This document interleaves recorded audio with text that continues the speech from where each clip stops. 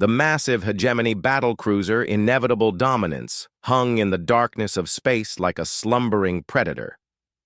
Commander Vexler Ortiz stood on the observation deck, his 6 eyes scanning the void beyond the reinforced viewport.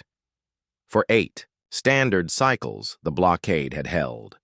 Earth, that insignificant blue marble, remained contained, its primitive inhabitants unaware of how thoroughly the galactic hegemony had neutralized them.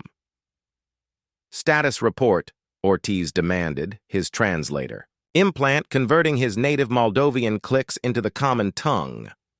Lieutenant Rasayana's holographic form materialized beside him. "All systems nominal, Commander. Perimeter satellites detect no unusual activity. Earth vessels remain within the designated containment zone." "Excellent." Ortiz folded his secondary arms behind his back. The humans had proven surprisingly resourceful. During first contact, managing to destroy 3 hegemony vessels before the blockade was established. The High Council had deemed them too dangerous to incorporate into the hegemony, too independent, too unpredictable. Instead, a quarantine was established, an invisible cage around their solar system. "Something troubles you, Commander?" Rasayana asked, her projection flickering slightly. "An anomaly in sensor grid Theta 9, probably cosmic background radiation, but order a diagnostic." Far below on Earth, in the subterranean facility beneath what was once called Greenland, Admiral Nirali Vashon stared at the holographic display with fierce intensity. Around her, the command center hummed with controlled urgency. "Phantom has cleared lunar orbit," reported her second-in-command, Commander Dravek.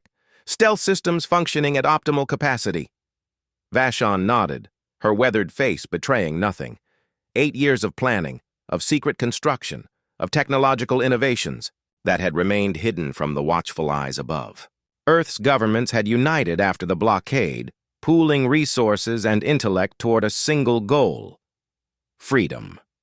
The Phantom was humanity's masterpiece, a vessel designed to be invisible to hegemony sensors, incorporating stolen alien technology, reverse-engineered by Earth's brightest minds and enhanced with uniquely human ingenuity. "Communications check," Vashon ordered. The main screen flickered to life, revealing Captain Eza Kalani's face. The Phantom's commanding officer nodded once, her eyes reflecting the same determination that had driven humanity's secret resistance. "All systems green," Kalani reported. "We're proceeding as planned." "Remember your mission parameters," Vashon said. "This is reconnaissance only. Map their defenses, test our stealth capabilities, and return.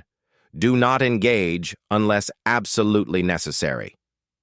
"Understood, Admiral," Kalani replied, though Vashon detected a hardness in her voice that spoke of barely contained rage. Kalani had lost her entire family when the hegemony destroyed New Zealand as a demonstration during first contact. As the transmission ended, Vashon turned to the massive countdown clock dominating the far wall. Operation Breakout had begun, humanity's first step toward breaking the chains that bound them.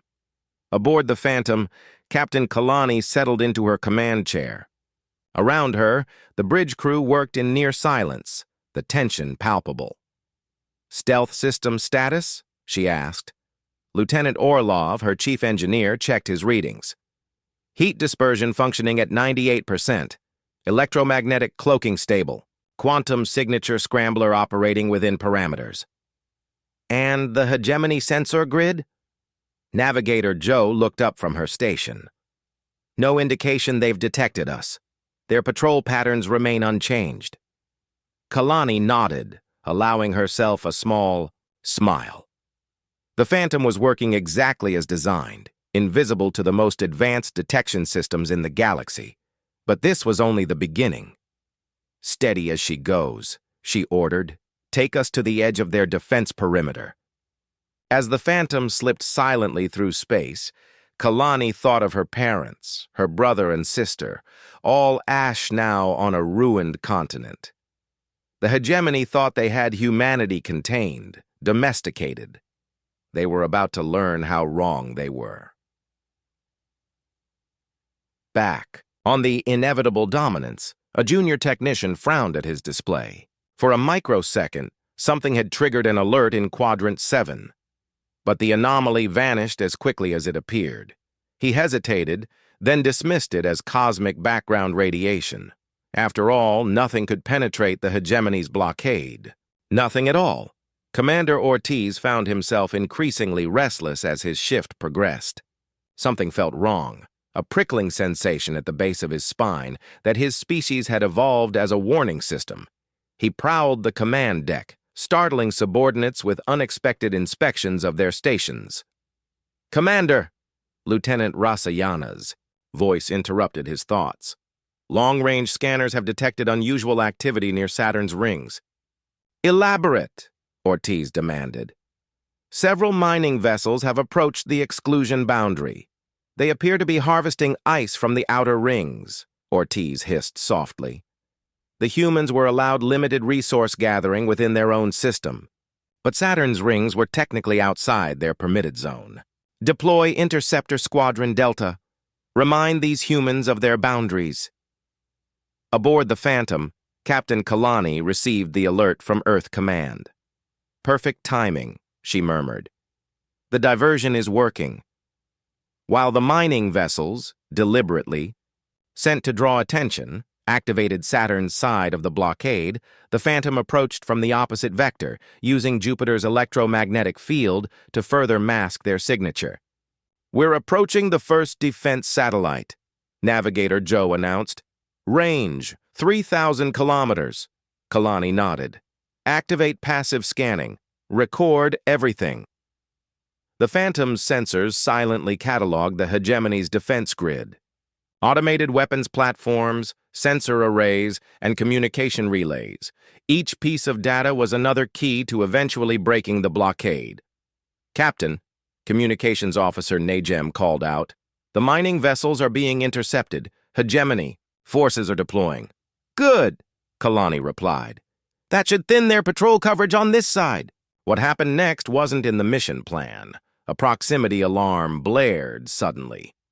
"Unidentified vessel at 2 o'clock, Lieutenant Orlov shouted. "They're on an intercept course." On the view screen, a sleek hegemony scout ship appeared, having emerged from behind an asteroid. Its patrol route had been altered by the Saturn diversion, putting it directly in the Phantom's path. "Have they detected us?" Kalani demanded. "Uncertain," Orlov replied, frantically checking systems. "Our stealth is still operational, but they're heading straight for us. Possible random patrol pattern." Kalani faced the first major decision of the mission. "Options?" "We can alter course," Joe suggested, "but sudden propulsion might trigger their proximity sensors. Or we maintain course and trust our stealth technology," Tactical Officer Khoury added. "If they haven't seen us yet, changing course might actually alert them." Kalani considered for only a moment. "Hold course. Minimal power signatures. Everyone prepare for close passage." The bridge fell silent as the hegemony scout ship grew larger on their screens. At closest approach, it would pass less than 500 meters from the Phantom, close enough to see them visually if anyone happened to be looking out a viewport. "Weapons on standby," Kalani ordered quietly. "Non-essential systems to minimum." Power! The seconds stretched into an eternity as the scout ship approached. Then, disaster. The alien vessel suddenly altered course, turning directly toward them. "They've seen us!" Orlov exclaimed. "Tactical! Options!" Kalani demanded.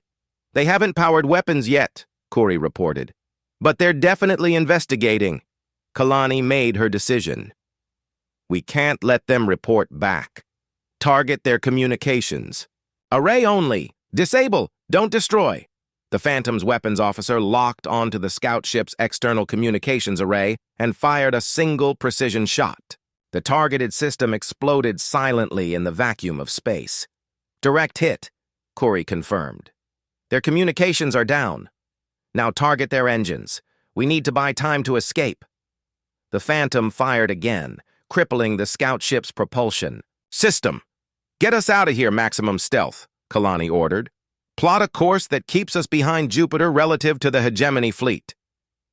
As the Phantom accelerated away, Kalani knew they'd crossed a line. This was no longer just reconnaissance. They had directly engaged the enemy. On the damaged scout ship, the Noredran captain managed to launch a distress beacon before auxiliary systems failed. The message was simple. Unknown vessel. Advanced. Technology, not hegemony design. The blockade had been breached. The hegemony response was swift and merciless. Within hours of the scout ship's distress signal, a battle group of 5 cruisers converged on its last known position. Commander Ortiz personally led the investigation, his reputation for ruthless efficiency making him the logical choice. Analysis confirms the weapon's signature is of human origin, reported Science Officer Thraxis, his elongated fingers manipulating the holographic display. But the technology is far more advanced than anything we've seen from Earth before, Ortiz snarled, revealing rows of needle-like teeth. Impossible.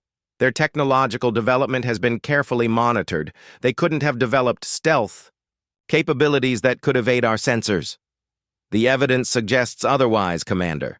Ortiz paced the bridge, secondary arms twitching with agitation. Alert all blockade vessels. Increase sensor sweeps. Deploy additional reconnaissance drones. Around Earth.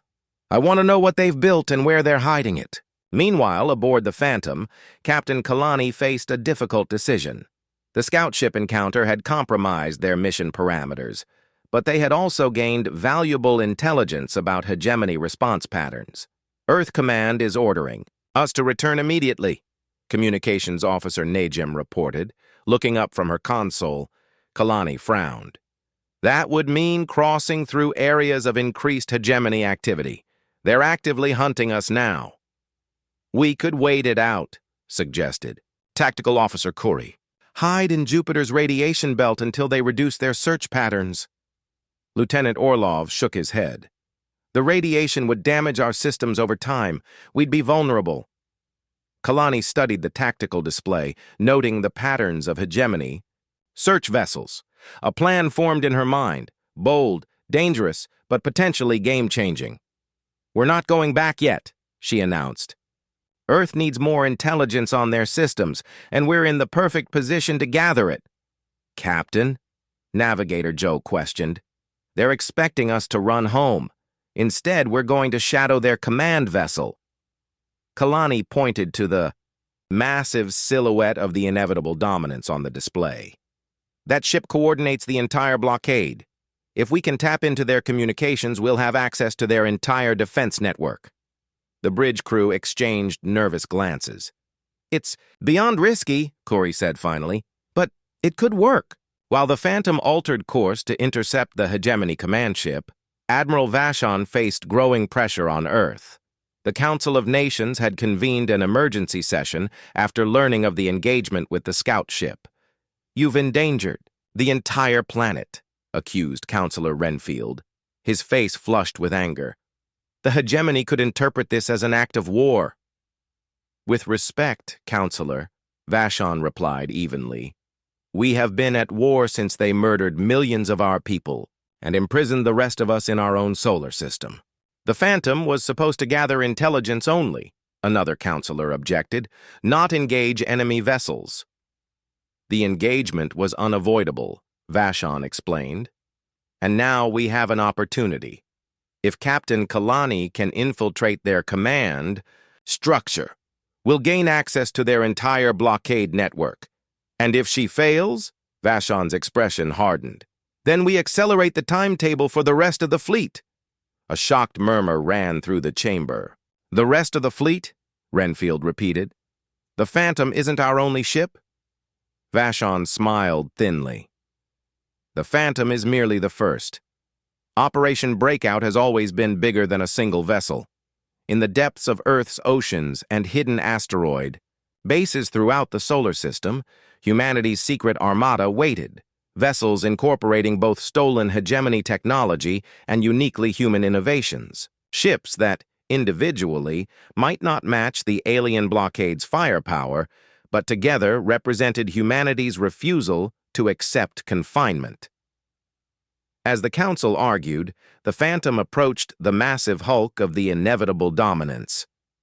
Using the debris field from a destroyed comet as cover, they maneuvered into position beneath the command ship's sensor blind spot, a vulnerability they'd theorized based on captured hegemony schematics. "In position," Joe announced quietly, as if the hegemony might hear them through the vacuum of space. "Deploy the quantum receiver," Kalani ordered. A small probe detached from the Phantom, attaching itself to the inevitable dominance's hull. Designed to intercept the hegemony's quantum-encrypted communications, it represented Earth's greatest technological achievement since first contact. "Connection established," Najem reported with barely contained excitement. "Data is flowing. We're in their network." For the first time since the mission began, Kalani allowed herself to feel true hope. Download everything. Priority on defense grid schematics, patrol schedules, and command protocols. What they didn't realize was that Commander Ortiz had laid a trap. Having suspected some form of infiltration, he had ordered a subtle modification to the ship's communication systems, creating a traceable back channel that would activate only if accessed externally. In his private quarters, Ortiz smiled as a silent alert flashed on his personal console. The humans had taken the bait. Now he would spring the trap. Aboard the Phantom, the data stream from the Hegemony command ship flowed like a digital river.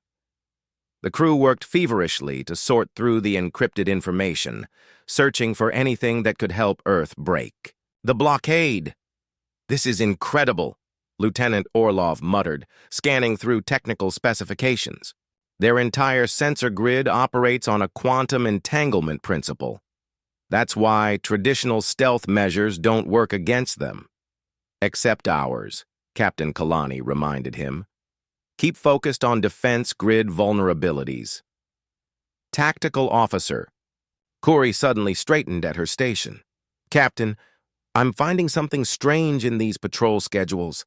There's a systematic gap in coverage near Neptune's orbit. Occurs every 67 hours. "A weakness?" Kalani leaned forward. "Possibly, or—" Corey frowned, running additional analysis. "It could be deliberate." Navigator Joe looked up sharply. "A trap?" Before Kalani could respond, Communications Officer Najem's console erupted with alerts. "Massive communication spike across the Hegemony network. They've detected our intrusion." "Disconnect the receiver," Kalani ordered immediately. "Prepare for emergency maneuvers." But it was too late. The space around them suddenly illuminated as hidden Hegemony vessels decloaked, surrounding the Phantom in a deadly web. On the bridge of the inevitable dominance, Commander Ortiz allowed himself a moment of satisfaction. "Activate tractor beams. I want that vessel intact." The Phantom shuddered as invisible forces seized it, holding it in place beneath the massive Hegemony command ship. "Status report," Kalani demanded, gripping her command chair as the ship vibrated around them. "Tractor beams from multiple vectors," Orlov reported grimly. "We can't break free with conventional thrust." Kalani's mind raced through options. They couldn't be captured. The Phantom contained too many of Earth's technological secrets. But escape seemed impossible. "What about the pulse?" Corey suggested quietly. The quantum disruption pulse was the Phantom's last resort weapon, designed to temporarily disable any technology within its radius by scrambling quantum states. It had never been tested in actual combat conditions, and using it would also disable the Phantom's own systems. "How long would we be powerless?" Kalani asked. "Approximately 40 seconds, Orlov replied. "But the Hegemony ships would be affected for nearly 2 minutes due to their higher reliance on quantum technology." "That's our window," Kalani decided. "Prepare the pulse. All crew to emergency positions. Reroute all remaining power to emergency restart protocols." As the Hegemony ships drew the Phantom closer to capture, Kalani gave the order. "Activate the E." "Pulse!" A sphere of distorted space expanded from the Phantom, washing over the surrounding hegemony vessels. As predicted, all ships, including the Phantom, went dark, floating lifelessly in space as their quantum-based systems collapsed. Inside the Phantom, red emergency lighting cast eerie shadows as the crew worked by memorized procedures to restart. "Critical systems, manual restart sequence initiated," Orlov announced, hands flying over mechanical backup controls. Exactly 38 seconds later, the Phantom system sputtered back to life, ahead of schedule and well before the hegemony vessels could recover. "Get us out of here, maximum thrust," Kalani ordered. The Phantom shot away from the disabled hegemony fleet, accelerating rapidly toward the safety of the outer solar system. On the inevitable dominance, Commander Ortiz raged as systems slowly came back online. "Track them! Launch all available interceptors!" But by the time the hegemony vessels recovered, the Phantom had disappeared into the vastness of space, its stealth systems once again operational. Despite the close call, the mission hadn't been a complete failure. The Phantom had successfully downloaded significant portions of the hegemony's tactical database before being discovered. "Set course for Earth," Kalani ordered once they'd reached a safe distance. "We have what we came for." What none of them realized was that among the data they'd stolen was information that would change the entire dynamic of humanity's resistance, evidence that the hegemony wasn't the monolithic power they appeared to be. Internal fractures existed within the alien coalition, and several species chafed under the dominance of the ruling council. Most importantly, they'd discovered the true reason for Earth's quarantine. It wasn't just humanity's unpredictability that frightened the hegemony. It was a genetic anomaly unique to humans that made them resistant to the psychic influence the ruling species used to control their subject races. Humanity wasn't just fighting for freedom. They were fighting to prevent their own exploitation as the one species that could potentially resist hegemony control. As the Phantom raced homeward, a new possibility emerged, not just breaking the blockade, but potentially fracturing the hegemony itself. Admiral Vashon stared at the data displayed on the massive screens in Earth Command's central chamber, her expression a mixture of shock and grim validation. Around her, the best scientific and military minds of Earth processed the information the Phantom had brought home. "This confirms what some of us suspected," she said finally. "We're not just contained because we're dangerous. We're contained because we're different." Dr. Ryashi, Earth's leading xenobiologist, nodded. "The genetic marker they identify here, what they call the silence gene, appears in over 94% of human DNA samples. It renders us immune to their primary method of species control." "Mind control," General Machado said bluntly, his weathered face hardening. "They're not just conquerors, they're puppeteers." The revelation sent ripples through Earth's leadership.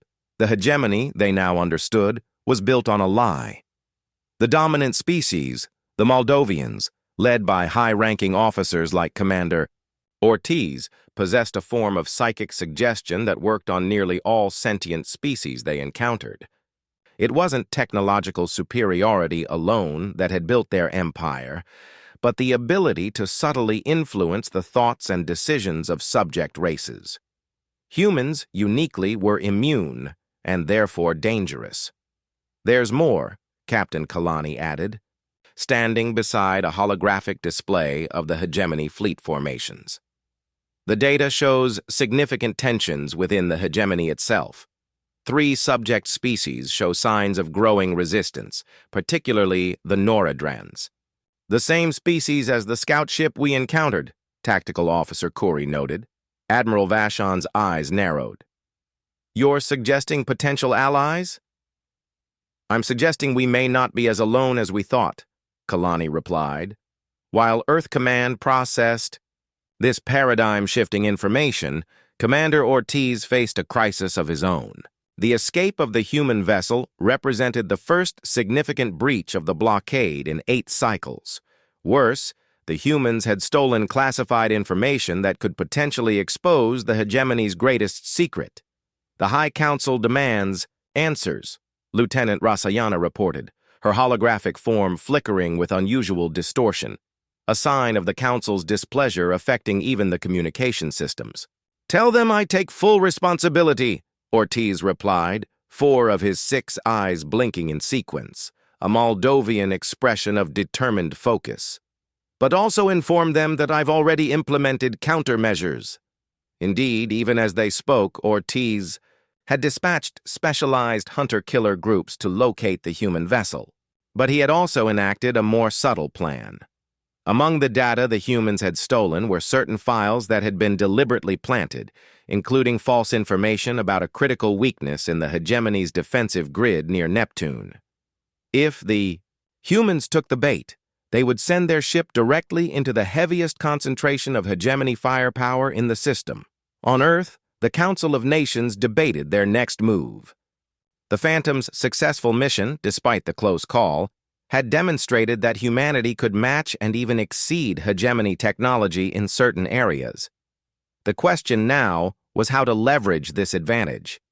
"We should launch the fleet immediately," urged Councillor Darcy, representing the Asian Alliance. "Strike while they're still recovering from the Phantom's escape." "That would be premature," countered Councillor Renfield. "We need to analyze this information further, identify potential allies within the hegemony." Admiral Vashon studied the tactical displays, particularly focusing on the apparent weakness near Neptune that the Phantom had discovered. Something about it troubled her. The pattern was too neat, too convenient. "Captain Kalani," she said suddenly, "in your experience, would the hegemony leave such an obvious gap in their defenses?" Kalani considered the question carefully. "No, Admiral. Their tactical doctrine emphasizes redundancy. This pattern is anomalous. A trap," Vashon concluded. "Most likely. But we can use that knowledge to our advantage." A plan began to form, not just to break the blockade, but to shatter the hegemony's control from within. If humans were immune to their psychic influence, and if other species were already showing signs of resistance, perhaps Earth's true weapon wasn't just its advanced ships, but the truth itself. Vashon turned to Communications Director LeChance. "Prepare a tight beam transmission to the Noradran fleet contingent. I want to offer them something they can't refuse: freedom from Moldovan control." It was a desperate gamble, reaching out to a potentially hostile alien species. But the data suggested the Noradrans were among the most restive of the hegemony's subject races, their natural telepathic abilities giving them partial awareness of the Moldovan influence. As Earth prepared its message, the Phantom underwent rapid repairs and upgrades based on the intelligence gathered during its mission. When it emerged from the underground dock, it carried a new weapon, a broadcasted counterfrequency designed to disrupt the Moldovan psychic control over other species. "Remember," Admiral Vashon told Captain Kalani during the final briefing, "the objective isn't to destroy the hegemony fleet. It's to free them from control." Kalani nodded, understanding the elegant simplicity of the plan. Not enemies, but potential allies. As the Phantom prepared to launch on its second mission, Commander Ortiz received troubling reports from the blockade's outer perimeter. Strange energy fluctuations had been detected near several Noradran vessels, patterns consistent with attempts to shield against psychic intrusion. "Increase psychic broadcast strength to all Noradran vessels," he ordered, "and place their commanding officers under direct surveillance." But the seed of doubt had already been planted.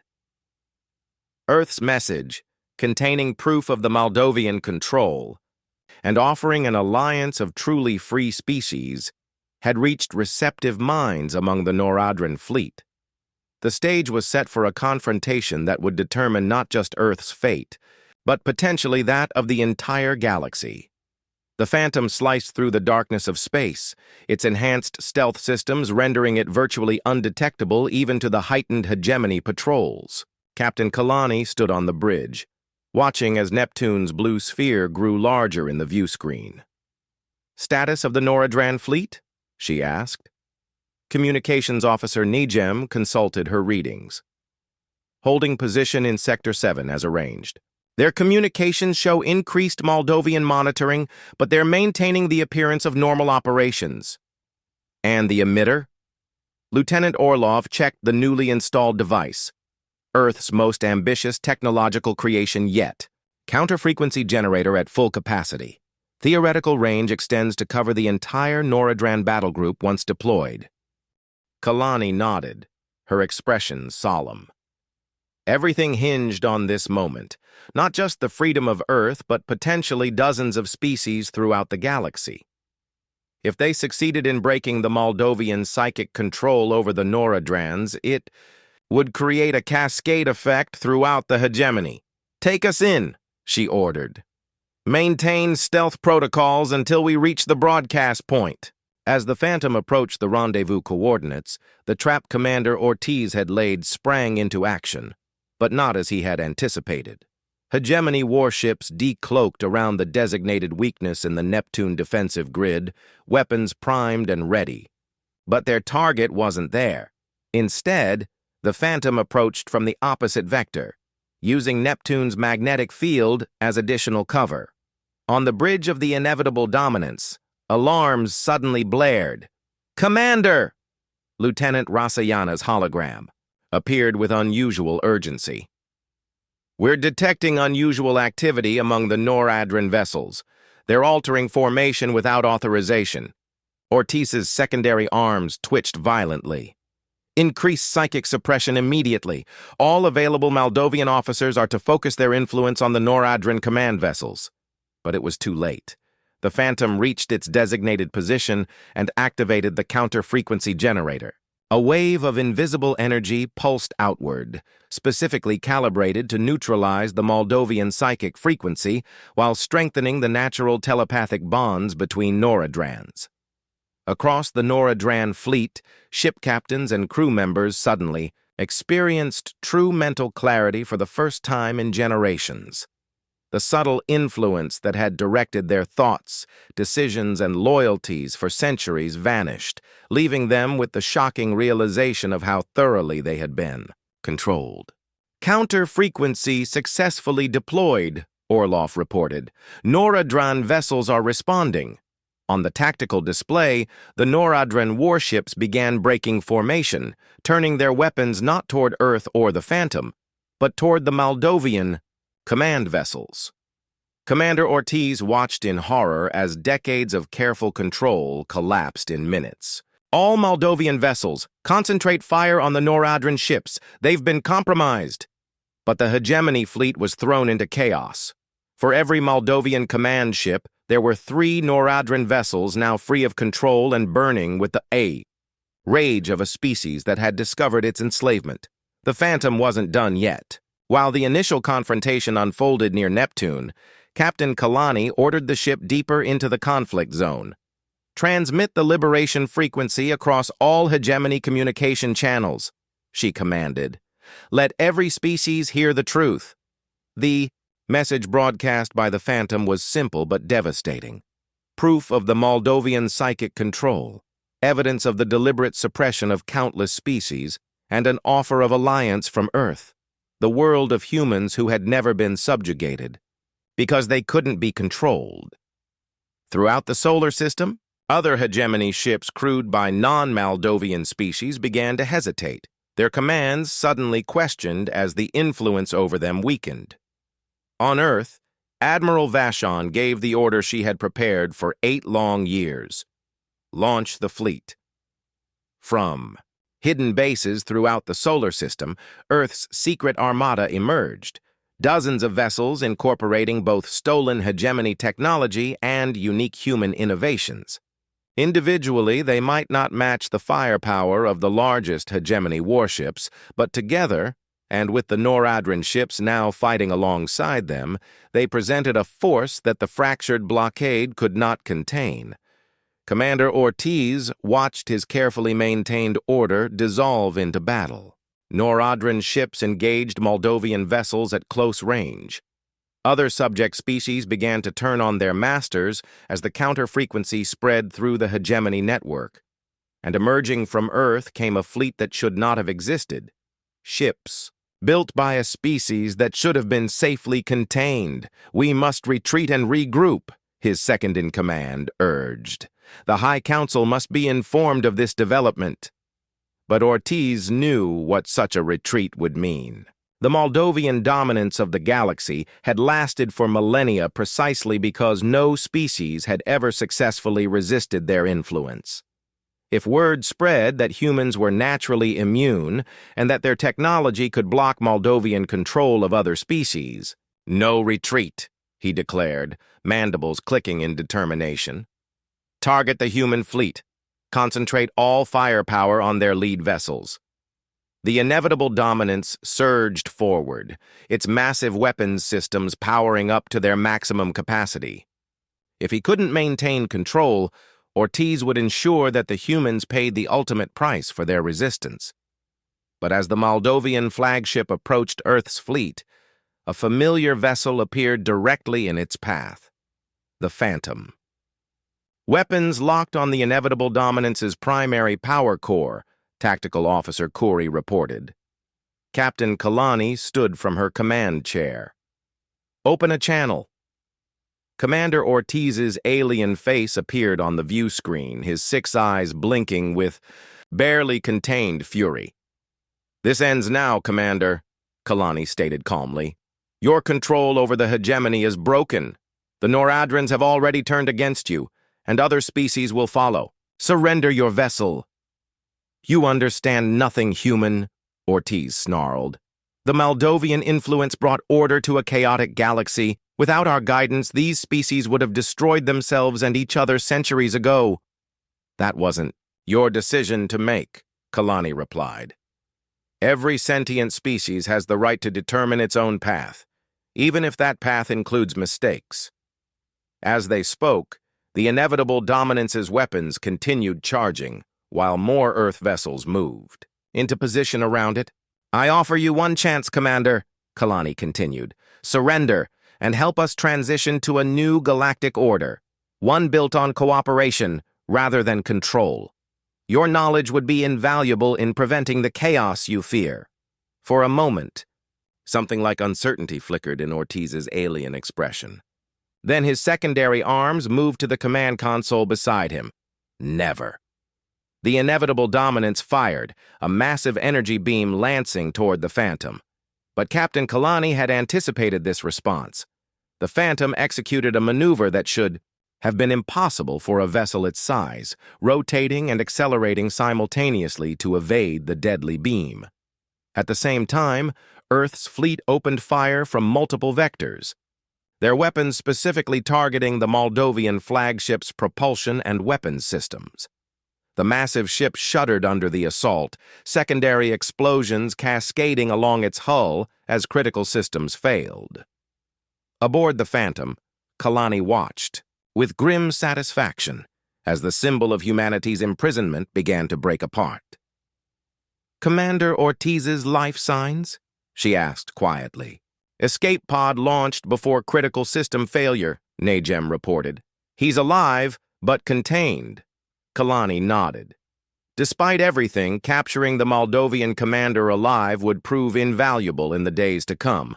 Across the solar system, the battle turned decisively as more and more hegemony ships, freed from Moldovan control, either surrendered or joined the Earth-Noradran alliance.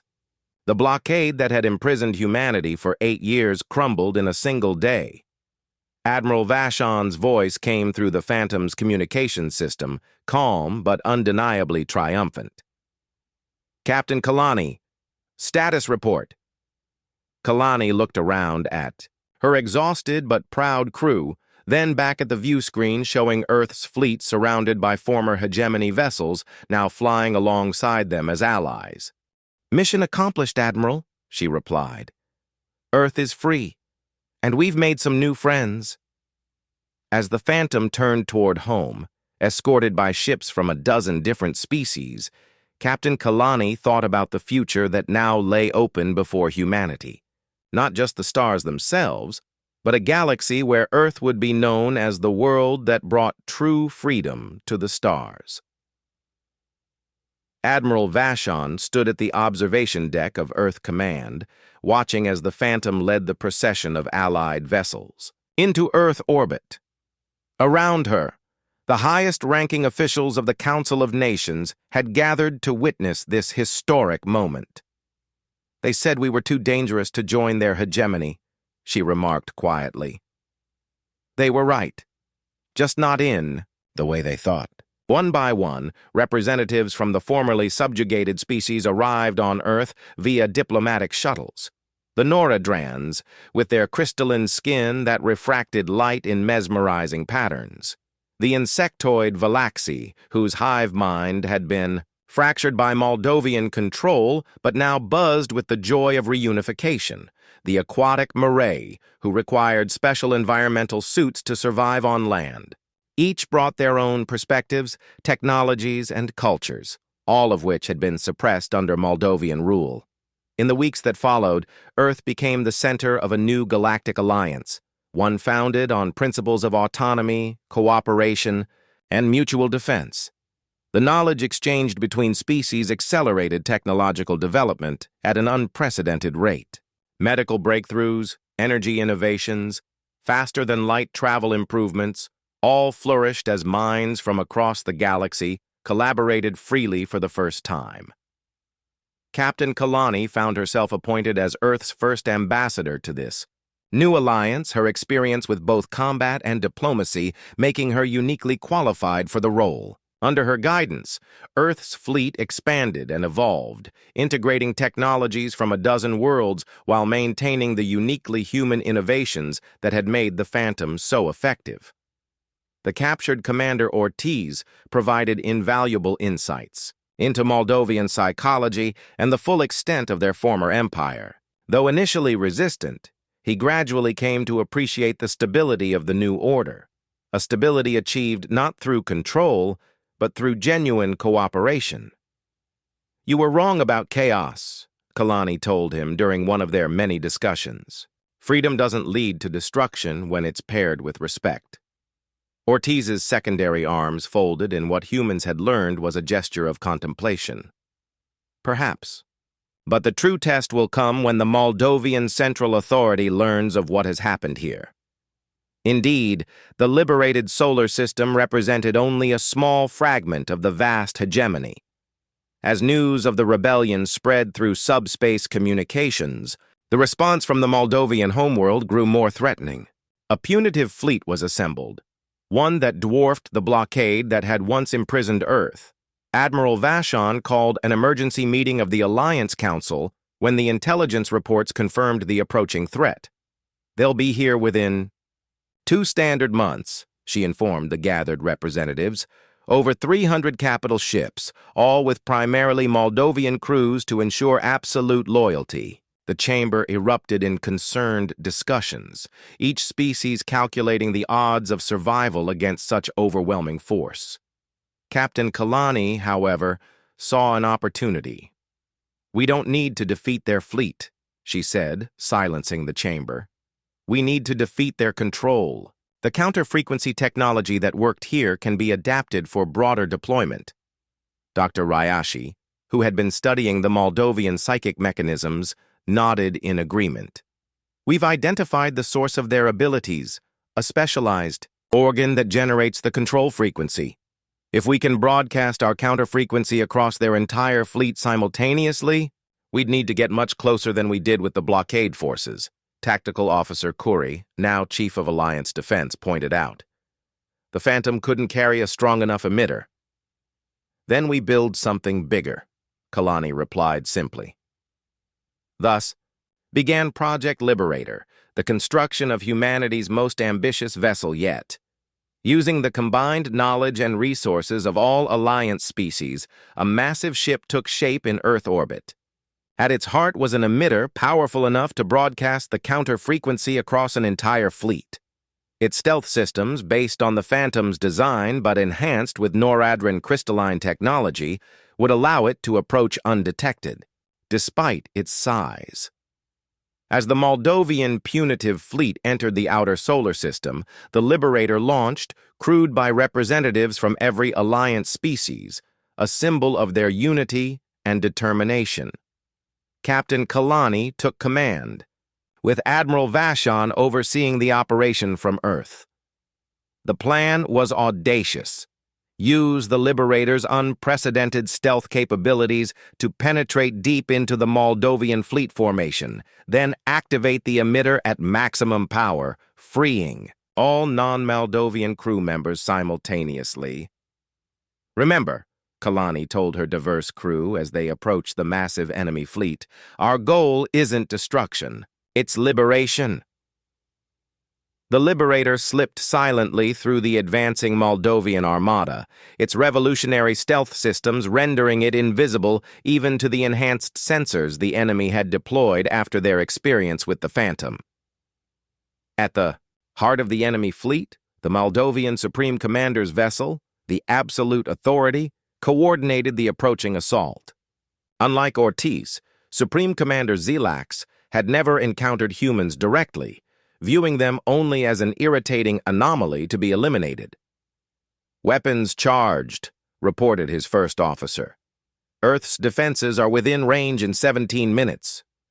Zilax's 6 eyes blinked in sequence, anticipating the swift annihilation of the rebellious planet and its allies. Commence final approach. No warnings, no ultimatums. This rebellion ends now. At that moment, the Liberator reached its designated position directly alongside the Absolute Authority, hiding in the capital ship's sensor shadow.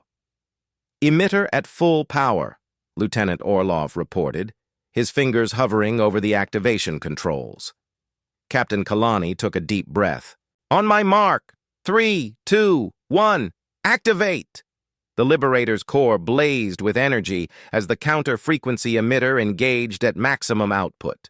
A wave of invisible energy expanded outward at light speed, washing over the entire Moldovan fleet. In seconds, aboard hundreds of ships, non-Moldovan crew members suddenly experienced the same awakening that had occurred among the blockade forces. The mental fog lifted, control vanished, and the truth of their enslavement crashed into their consciousness all at once. Chaos erupted throughout the fleet as liberated crew members turned against their Moldovan officers. Ship after ship fell into disarray, weapon systems powering down as internal conflicts erupted. On the Absolute Authority, Supreme Commander Zilax watched in horror as his bridge crew, members of 7 different species, turned to face him with newfound clarity and long-suppressed rage in their eyes. "What is happening?"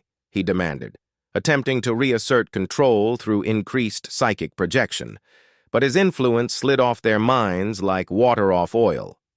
"Justice," replied his first officer, a Valaxi whose compound eyes reflected Zilax's own horrified expression back at him sixfold. Within hours, the mighty punitive fleet had been neutralized, not through destruction, but through liberation. Nearly 80% of the vessels, now under the control of their freed crews, pledged allegiance to the Alliance. The remaining ships, those with predominantly Moldovan crews, retreated, their carefully constructed hierarchy of control shattered beyond repair. The Alliance Council gathered on Earth to welcome Captain Kalani and the Liberator's crew home as heroes. But Admiral Vashon reminded them that their work was far from complete. "Today we've secured our freedom," she addressed the celebration. "But across the galaxy, countless worlds remain under Moldovan control. Our mission has only just begun." In the months that followed, the Alliance expanded rapidly. The liberated Moldovan fleet vessels, converted to carry counter-frequency emitters, spread throughout the former hegemony, freeing world after world, system after system. The Phantom, now commanding its own small fleet, led many of these liberation missions. Captain Kalani having passed its command to her former tactical officer, Kuri, while she herself coordinated the diplomatic aspects of the growing alliance. Earth, once imprisoned in its own solar system, became the heart of a new galactic community, not through conquest or control, but through the uniquely human gift of resistance and the even more human insistence on freedom for all. Commander Ortiz, Watching this transformation from his comfortable but secure quarters on Earth, finally understood what he had failed to grasp before. The humans hadn't won because of their immunity to Moldovan control or their technological innovations. They had won because they offered something the hegemony never could: true partnership, genuine respect, and the right to self-determination. As the first anniversary of the liberation approached, Captain Kalani stood on the observation deck of the enormous Alliance headquarters station orbiting Earth. The Phantom was docked nearby, preparing for another mission to free distant worlds still under Moldovan influence. Admiral Vashon joined her, gazing out at the spectacular view of ships from dozens of worlds moving in harmonious patterns around the blue planet. "When they imprisoned us in our own solar system," Vashon remarked, "they never imagined they were giving us time to build not just a ship, but a vision for a different kind of galaxy." Kalani nodded. The Phantom was just the beginning. It wasn't Earth's deadliest ship because of its weapons. No, Vashon agreed. It was deadliest because it carried the most dangerous thing in the universe. Truth, Kalani finished with a smile. Together they watched as the Phantom undocked and accelerated away, its stealth systems engaging as it disappeared among the stars. No longer a lone vessel of resistance, but the vanguard of liberation for countless worlds beyond.